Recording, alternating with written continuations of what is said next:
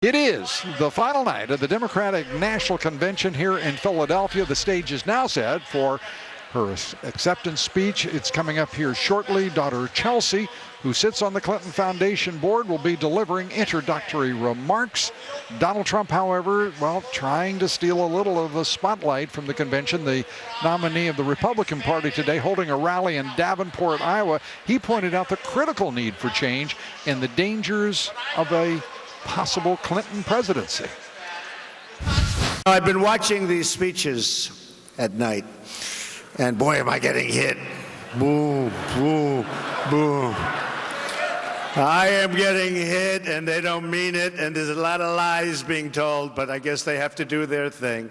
They're not talking about radical Islamic terrorism. They're not talking about borders where people just pour across. They're not talking about the crime, the kind of crime that we have in this nation. They're not talking about the fact that many people in our country are making less money today in terms of real wages than they were making 18 years ago. They're not talking about that. They're not talking about ISIS and what ISIS is doing and our depleted military, where our military isn't being properly funded and it's being depleted, and where people leave the military at the top level. They don't talk about that. They're not talking about it. They're not talking about all that. We're going to see what's being talked about tonight, and none other than Hillary Clinton doing the talking. Donald Trump campaigning in Cedar Rapids, Iowa shortly this evening. He's in full campaign mode. And joining me now, American Conservative Union Chairman and Trump surrogate, Matt Schlapp, and Senior Advisor and pollster to the Trump campaign, Kellyanne Conway. Kellyanne, great to have you with us. Thank you. Are you feeling any stronger, feeling any better about, well, being in the lead in the Real Clear Politics average by the narrowest of margins, but still a lead? No question. And Hillary Clinton hasn't seen 50% in a national poll or in these swing state polls in quite a while. What in the world will she say tonight, Lou, or even this year, that will turn around the 68% of Americans who say she's neither honest nor trustworthy? And why do we keep getting reintroduced to her? I just looked at some of the excerpts of her coming speech tonight, Right. and I want your viewers to know, tonight Hillary Clinton will talk about coal country and what she's going to do for them. We already know what she's going to do for coal country. She told us earlier this year in West Virginia, she promised to put them out of business.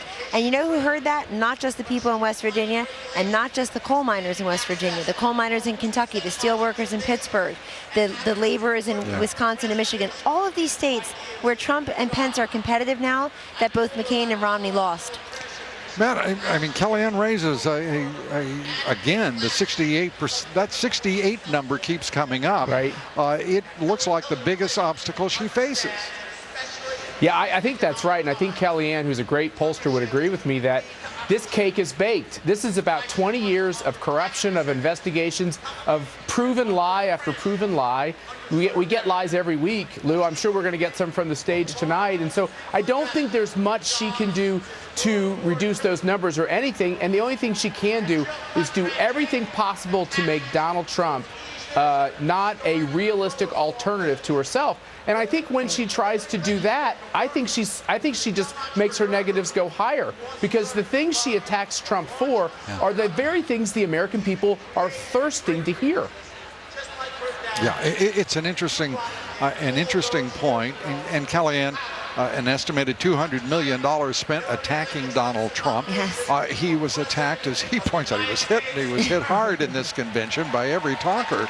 But at the same time, it seems as if his presence is increasingly felt in the room, and he's even larger than a figure now as a result. It's a bizarre sense of what's happening in here, perhaps. And what's happened all along, though, including in the primaries, Lou, is this is the cycle where voters are saying, you are not going to tell me who can win, who can't win, what to think, how to feel, and they're still making up their own minds. And if you're in their living room for the 50,000th time saying the guy is doing all these salacious slurs about him, people are becoming impervious to that. They want to hear these elections are about the future, not the past. And if you're, you know, Donald Trump's name is mentioned here more than ISIS, more than police officers, more than freedom, you know, 100 times more. Yeah, ISIS was represented by the President Obama as ISIL, of course, as is his preference and convention.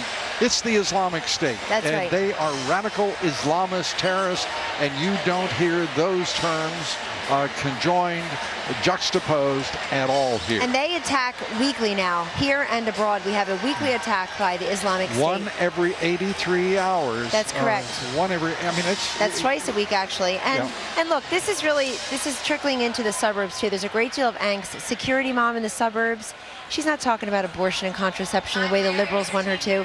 She's talking about national security, job security. She thinks that you could be sitting in the wrong park or you can be in the wrong coffee line and lose your life.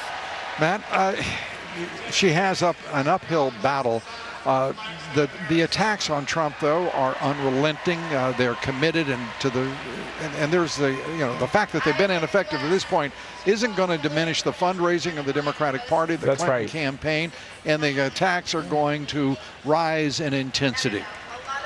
Look, I think there's a lot of people that are looking at the poll numbers, the Real Clear Politics average, and they're seeing now that Donald Trump can actually win. But I also think there are Republicans and conservatives who are almost getting a little bit cocky about the fact that Hillary Clinton's such a bad candidate that we're going to win this thing. And I think it's very dangerous. I think what President Obama did last night, what Michelle Obama did, what Joe Biden did, what Bill Clinton did, it will have a positive effect with certain types of voters. Not my types of voters, but certain types of voters. And we can't take anything for granted. And Republicans who are watching this race and conservatives this is who are amazing watching to me, this, Matt, to hear you, to hear any Republican talking about don't take it for granted. We've come a long way in more than 13 months. Yeah, well, that's fair. But let me tell you, too many people are on the sidelines still thinking, what does it matter? The Supreme Court matters, jobs matter, the safety of our families matter. There's so much on the line. Absolutely, as there always is in a presidential election, but I've never heard so many people say this election is the most important of our lifetime. Matt Slapp, Kellyanne Conway, thank you both for being here. Appreciate it.